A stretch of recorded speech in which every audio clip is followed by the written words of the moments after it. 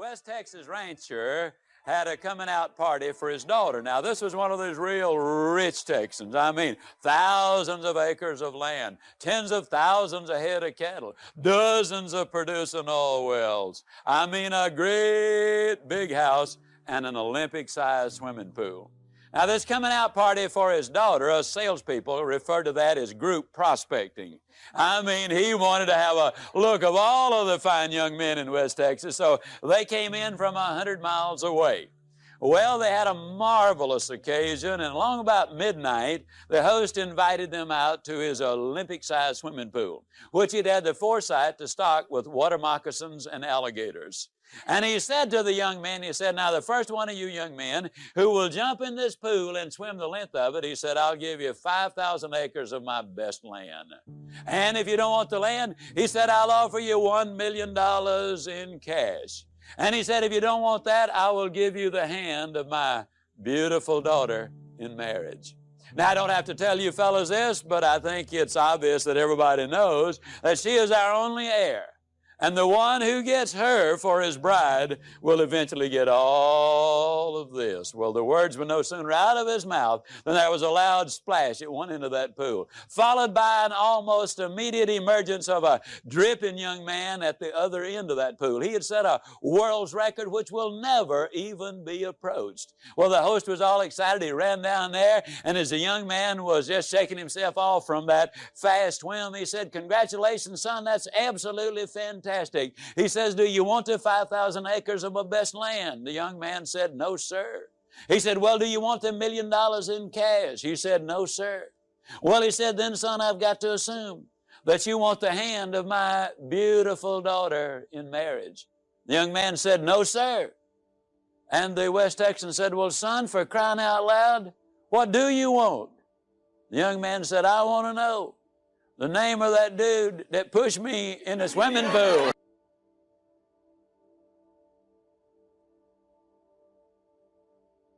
Now, I think we'll all agree that he was motivated. But I think we'll also agree that most people are confused about motivation. One of the favorite questions the media often ask me is, Mr. Ziglar, now you're going to do this 4-hour seminar. Yep, that's right. And you're going to get the people all motivated. I said, I sure hope so. That's what management brings me in for. Well, let me ask you a question, Mr. Ziglar. Where will these people be a month from now, 6 months from now? In other words, Mr. Ziglar, tell me, is motivation permanent? Well, I got to look at you folks and say, no, motivation is not permanent. But then neither is bathing. But that doesn't mean I don't approve of bathing. As a matter of fact, I strongly encourage it. Eating is not permanent unless you don't eat, and then pretty soon your condition will be permanent. No, motivation is not permanent for the simple reason that we've got demotivation, which takes place every day of our lives. There's more confusion about motivation and positive thinking than just about anything that I have ever encountered. I believe in this presentation, though, we're going to be able to clarify much of that for your benefit, and more importantly, share with you how you can keep the motivation and the positive thinking going. Positive thinking won't let you do anything. I get so annoyed when I hear some people enthusiastically stand up and say, man, with positive thinking, you can just do anything. Just believe it, and man, think about it positive enough, you can do it. I believe that's ridiculous. See, I'm 60 years old. I don't care how positive I got. I could not whip a boxing champion. I don't care how positive I got. I could not play football in the NFL or the basketball in the NBA. I don't care how positive I got, I couldn't perform major surgery on you and have you live. Nor could I give you a lecture on nuclear physics. Positive thinking won't let you do anything, but it will let you do everything. Better than negative thinking will. You know what positive thinking will do? Positive thinking will let you use your ability. And I'm here to tell you that is all you really need. Positive thinking won't let you do anything, but it will let you do everything better than negative thinking will. Will you buy that idea? Does that make sense to you? Okay, it lets you use your ability. See, that's what we want to communicate with you in this presentation. Now, J. Allen Peterson, in his beautiful book, The Myth of the Greener Grass, points out that according to one computer study, over 90% of the input in our minds on a daily basis is of a negative nature. Chad Helmstetter, in his book, points out that the average 18-year-old American has been told 148,000 times, no, or you can't do it. But I talk about demotivation and negative input and so forth. Let me share with you just some of the things that maybe you've heard. An overweight person sits down at the table and what do they say? Everything I eat turns to fat. A parent sends a child off to school and says, now don't you get run over. I mean, that's about as negative a statement as you can get. You see, our terminology is all fouled up. We wake up in the morning with the aid of an electronic rooster, and what does the average person call that electronic rooster? You tell me. Alarm clock. But you see, they sound the alarm when the building catches on fire. That scares people. They sound the alarm when the bank's being robbed. That scares people. If you wake up to an alarm, that scares people. No wonder they're negative. It's an opportunity clock. Well, you think about it. If you can hear it, that means you've got an opportunity to get up and go. If you can't hear it, that might mean you done got up and gone. I mean, you think about it, it really is an opportunity clock. How negative are we? They bring out a loaf of bread, and what do they call the first slice? I mean, the first slice on the loaf of bread. Tell me, the heel or the end? Isn't that crazy? Never saw a loaf of bread in my life that didn't have two beginnings. I mean, we really need to explore that. Now, what we want to do is we want to look at a formula. And this formula is a very significant one. William James, the father of American psychology, the man who really wrote the original books, he's from Harvard, says that if you want to change your life, you've got to do it immediately and you've got to do it flamboyantly. Now, I want to emphasize as I get involved in this, during these next few minutes, the chances are enormous that you are going to be making some decisions, and they will be good decisions, but they also will be emotional decisions, kind of like a New Year's resolution, which some people break the very next day. Decisions are easy to make. Business people make hundreds of them virtually every day of their life. Now, if that decision is going to mean anything, it's got to be reinforced over and over and over, and it's got to be done enthusiastically. Now, if it's reinforced often enough and enthusiastically enough, then the decision becomes a commitment. Now, once you made a commitment to do something in your life, ladies and gentlemen, then you will seek the training. You will demand the training that will enable you to utilize and reach the commitment which you've made. Now, training is what makes behavioral changes in your life. If the training is good, that means you will develop winning habits. Ladies and gentlemen, all you've got to do is practice winning habits long enough, and you yourself will become a winner. You see, we were born to win.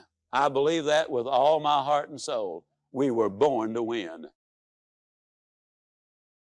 My teacher said to me, young man, if you will change, everything will change for you.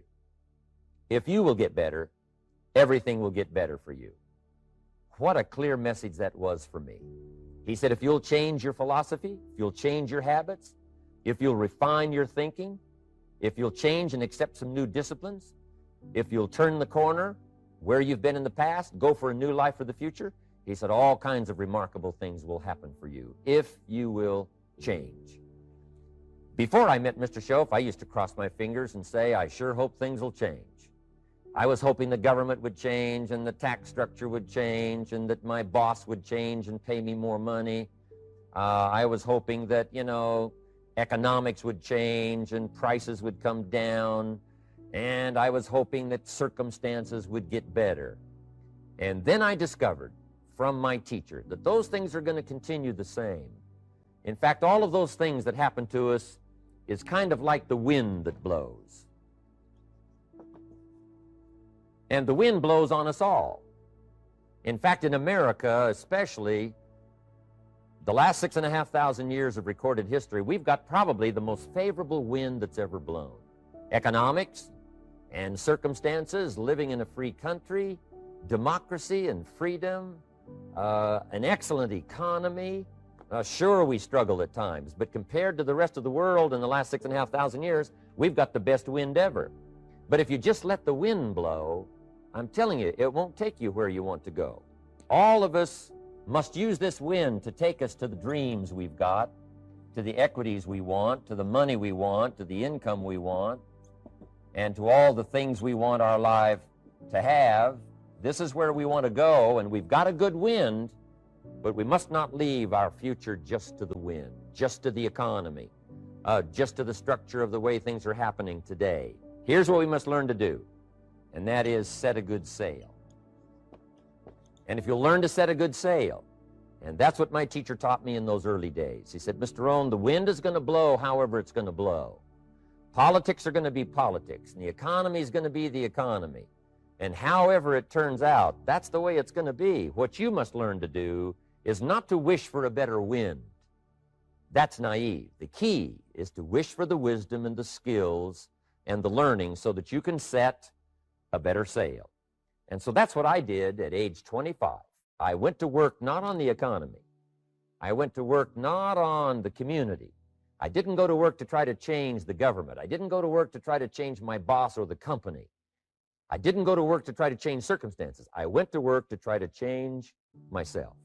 And I picked up that promise my teacher shared with me, that if I would change, my income would change. If I would change, my bank account would change. If I would change, my future would change. And sure enough, his promise came true for me. The first 6 years of my economic life, I wound up broke. Those pennies in my pocket, nothing in the bank, behind on my promises. The second 6 years of my economic life, I wound up rich. But interestingly enough, the second 6 years of my economic life, the government was about the same and the economy was about the same. You know, the companies were about the same. What they paid was the same. Circumstances around me were the same. You know, my negative relatives were the same. But I was not the same. That's how my life changed. And that's how things started working for me, changing my life all those years ago. So that's what I wanted to share with you to begin with, this beginning of what Mr. Shoaff shared with me, that if I wanted my life to change, this was what I was going to have to do. Now, in illustrating personal development, Mr. Shoaff, my teacher, started with money. You know, money's not the only place to start in talking personal development, but it's where he started, so let me share the thoughts he shared with me back then. Let me share them with you. Here's the best lesson I can give you on economics. It's very simple. We get paid for bringing value to the marketplace. That's about as simple as I can put economics. We get paid for bringing value to the marketplace. Now, it takes time to bring value to the marketplace. However, we do not get paid for time, so we cross that out. Mistakenly, the man says, I'm making about $20 for an hour. Not true. If that was true, you could just stay home, right, and have him send your money. So that's not true. We don't get paid for time. We get paid for value brought to the marketplace. Now, since that's true, here's one of the key questions of my talk to you today. Is it possible to become twice as valuable to the marketplace and make twice as much money in the same time? Is that possible? The answer is yes. Could you become 3 times as valuable as you might be right now to the marketplace and make 3 times as much money in the same time? And the answer is yes. 5 times, 10 times? Of course. America is unique. It's a ladder to climb. It starts down here, let's say, at $5 an hour, and it keeps going up. Top income last year, $80 million. The guy who runs Coca-Cola. Now, that's a heck of a ladder. That's why everybody wants to come here, right? The boat people are not headed for Vietnam. People haven't plotted and schemed for 50 years saying if I could just get to Poland, everything would be okay. Not true. Everybody wants to come to America. And the reason is because we've got the best wind ever blowing in our favor. We've got the best economic opportunity anybody's had in 6,500 years. And all you have to do is understand it and take advantage of it. Now, there's some key questions to ask here. Why would the marketplace pay someone only $5 an hour? Very simple answer. They're not very valuable to the marketplace. Now, we must underline to the marketplace. This person might be a very valuable brother, yes. Member of the family, valuable, yes. Valuable member of the church, of course. Valuable citizen of the country, yes. Valuable in the sight of God, no doubt. We're all of equal value in the sight of God. But if you're not very valuable to the marketplace, you don't get much money. You say, well, it shouldn't be that way. Well, then you got to start your own country. You know, this one's been in process for 200 years, and this is the best we've been able to come up with so far. But here's the key. You don't have to stay here. Now, there was a big debate in Congress last year that this $5 was not enough, should be 6, should be 6, should be 6. But we don't need legislation. 6 is already on this ladder. The next step up. You know, if you work for McDonald's, they'll pay you $5 an hour to take out the trash. If you whistle while you take out the trash, they'll pay you $6 an hour. So we don't need that legislation. You just need to take lessons on how to whistle. Have a good attitude. Now, as you begin to climb this ladder, why would the marketplace pay some people $50 an hour? Answer, evidently, they must be more valuable to the marketplace. 10 times more valuable. And is that possible for someone to be 10 times more valuable and earn $50 an hour instead of 5? And the answer is yes. That's what America is all about. Now, why would the marketplace pay some people $500 an hour? Evidently, this person must be much more valuable to the marketplace. That's what's important to understand, to the marketplace. And would the marketplace pay one person $80 million for 1 year's work? And the answer is, of course. If you helped a company make $1 billion, would they pay you $80 million? I'm telling you, it is possible. And that's why America is so exciting. That's why this financial ladder is so exciting. It's possible for all of this to come true for all of you, no matter where you start. As a student in school, just getting started out there in the workplace, this is all possible for you. Now, Mr. Schoaf gave me the clue on how to climb this ladder as high as I wanted to climb. Now, we're talking primarily economics here. There's a lot of other ways to become valuable to your family, valuable to your friends, valuable to the community, valuable to the team, right? Valuable to the team effort, valuable to the concert. But here's what he said to me. In climbing this ladder economically, all you have to do is work harder on yourself than you do on your job. Once I heard that, it made sense to me. I kept hoping that everything else would change around me, found out that if I went to work on myself, worked on my skills, worked on my language, if I became better than I was each year, if I grew in skills and language and vocabulary and competence, then I would become attractive to the marketplace. Not very long ago, a company called me and said, Mr. Rohn, we're expanding internationally. We'd like to have a bit of your expertise to help us. Would you give us a bit of your time? We'll add some millions to your fortune. And I said, okay. And I thought later, isn't that interesting? They would call me. Then my second thought was, of course they'd call me. Who else would they call? I can get the job done.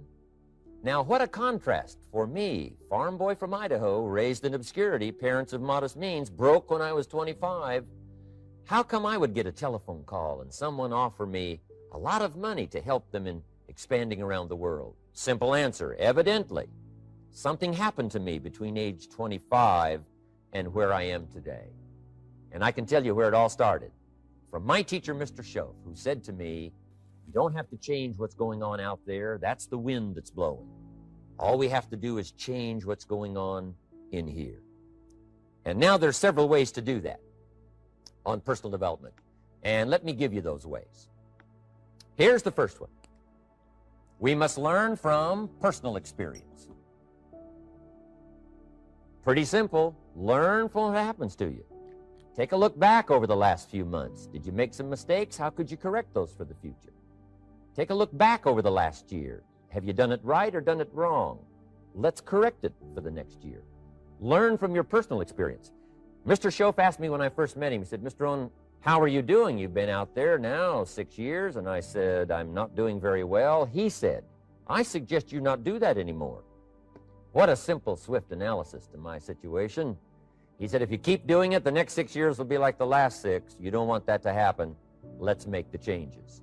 So learn from your personal experience. Now, here's number 2, why I came to share this video experience with you today. And that, I call it OPE, other people's experiences. That's me, other people. That's your teacher, other people. That's your friends and colleagues, other people. The people you meet that can pass along to you their experiences, what's happened to them, the mistakes they made, how they corrected them, how they changed their health and changed their bank account and changed their income and changed their future. That's it, other people. Now, there's 2 kinds of people to learn from. One is failures. It's too bad failures don't give seminars, right? That would be valuable. Bring your notebook. Have them tell you how they lost it all and threw it all away, threw their health away and threw their friendships away and things didn't work out well. That would be valuable. But now then we must also learn from positive, people that have done well. They've got the health, and so we ask them, how did you become so healthy? They've got the skills, so we ask them, how did you become this skillful? They've got the income, so we ask them, how did you get here in such a short period of time? So now here's what's important in personal development. In learning from other people, we learn, number 1, by observation. We learn what we see. We watch people that are successful in what they do. In sports, we watch their disciplines. In business, we watch their disciplines. By observation, what we can see. The reason I created this video was something that you could see someone's experiences translated for you. Second, we learn by what we hear. I've got some of my lectures on cassette tapes, so you can take them with you wherever you go and learn by listening. Turn your car into a mobile classroom and listen. And then listen to the sermon on Sunday morning. Listen to the lectures. Listen to the teacher. Listen to someone who's got something good to say. And then number 3 is vitally important on personal development, and that is read all the books you can possibly read in your lifetime. Mr. Schoaf got me started on my library. I've got one of the better libraries. Haven't read everything in it, but I feel smarter just walking in it, my library. At least I was smart enough to buy it. Now I got to be smart enough to read it. Then, of course, I got to be smart enough to decide what's valuable and then do it. But this one is very important. Become a good reader. Some books that helped change my life. Mr. Schoaf recommended, of course, the Bible. And my parents made sure I was a pretty good scholar by the time I was 18. That's been so beneficial for me, drawing from those illustrations, reading about those stories, people who made it and people who didn't make it and what the difference was. And then other books that helped to really change my life. One called Think and Grow Rich by Napoleon Hill. And then a book that helped me become financially independent by the time I was 31. And that book is called The Richest Man in Babylon by George Clason. And I'm going to share a little bit of that book with you when I get to financial independence today, our 3rd subject. But I started reading the books, attending the classes, making sure that I got in front of people that had something good to say. And then I started keeping a journal. One of the major things my teacher taught me was to keep a journal. He said, don't trust your memory. If you hear something good, just make a little note and write it down. Now, at first I took, notes on pieces of paper and torn off corners and backs of old envelopes. And it didn't serve me well, thrown in a drawer. Then I learned to keep a journal, a bound copy of all my notes. So I would suggest you do the same. Things that impress you, a poem that impresses you. When you attend a class, some of the ideas that impressed you, jot them down. You read something in a magazine, right? Some ideas. Take those out, put them in your journal. Keep a good journal the rest of your life. This will serve you well. My journals make up a significant portion of my own library. And if you saw my library and saw my journals, I tell you what you'd have to say. This is the library, and these are the journals of a very serious student. No wonder Mr. Rohn is invited to lecture and speak on his experiences around the world. So I want the same thing to happen to you. Value captured that you can resort to later, go back over it and review it, and let it become valuable to you. So that's my first subject, personal development. Work harder on yourself than you do on your job. Develop the skills, learn the lessons, take the classes, absorb all that is being taught to you these days. And then later on, of course, you can sort it out, what's valuable to you and how to refine it for your business and for your life and for your future. But the main thing is to get it and start this process of personal change, personal development. And let me say it one more time. If you will change, everything will change for you. You'll never be the same. You'll keep growing. As you look back on a few months, look back on a few years, you won't believe the progress you can make. Economically, your relationship with your family, your friends, and whether you're in sports or economics or whatever, I'm telling you, that whole process of committing yourself for personal change, personal value, can really make your life unique and worthwhile.